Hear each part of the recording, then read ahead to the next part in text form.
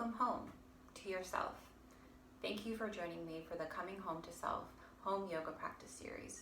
My name is Jennifer and I'm coming to you from my home in Brooklyn, New York, where I've been teaching and practicing yoga pretty much every day for the last several months since the quarantine and coronavirus pandemic broke out and closed all of the yoga studios in New York City. I came to yoga several years ago and it helped me really evolve my own relationship with my body and my mind, from feeling anxious, tight, and distrustful to feeling calmer, more spacious, and at ease. And a huge part of that evolution came from having a home practice. As a teacher, it's really essential for me to be able to set aside time for me to be creative and come up with sequences and different ways to explore my body and how I'm instructing my students. But it's also a huge part of my own well-being and my personal daily practice, having a time to move and breathe and center in the midst of all of the craziness of our everyday, even when we're isolated and staying at home, has really been a transformative part of my own well-being.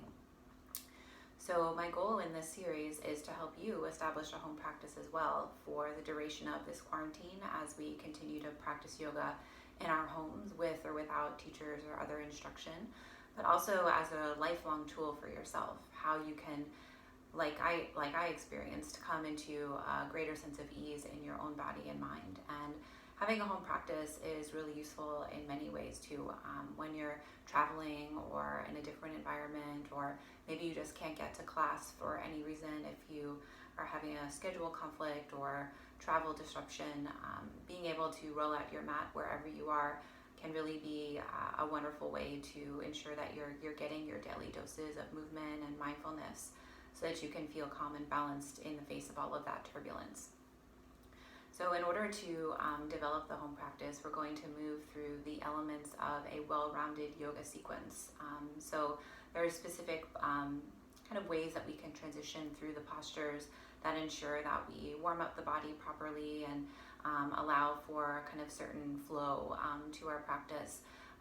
But we can always, isolate and focus on a certain element or a certain quality that we want to achieve for our practice at any given day. So it's not that you ever need to incorporate all of those elements, but we'll go through each of them so that you can kind of pick and choose as you do your own sequence. And you might notice that there are certain parts of the sequence that you really like and that you really don't like from the classes that you've taken or the other experiences you've had. And that could be a signal to you in terms of what you already are kind of good at, or what you have a facility to, or maybe what you want to pay a little bit more attention to as something that you have an aversion to for some reason. So that can be super interesting as well when you start to notice your preferences for different kinds of postures.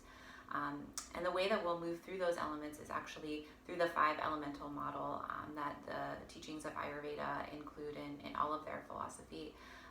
The 5 elements are earth or prithvi, water or apas, fire or tejas, air or vayu, and space or akasha. And all of those elements are included in our bodies and all around us. Everything that's on this planet includes all of those 5 elements at all times. So again, we can't necessarily isolate one specific element, but we can choose to focus on one a little bit more in proportion, depending on our body posture, our energy, our gaze, our breath. So all of those things can kind of be honed in, and it's really convenient when you kind of look at a well-rounded sequence as we're discussing it. The elements kind of build on each other in the way that they do in nature. So it's a really nice model to think about. And going back to the idea of having specific preferences for certain postures, you might find that you have a specific preference for a certain element, which can tell you a lot about where you are with your health, where you are with your well-being, mental and physical. So this home practice can be really a wonderful ground for self-inquiry and self-awareness, which is essentially what we're always trying to do in yoga. So that's the scheme of things. The next 5 videos will go through those elements step by step, so you can always kind of go back and switch around and see what you like about each one and what you don't like. And I thank you again for joining.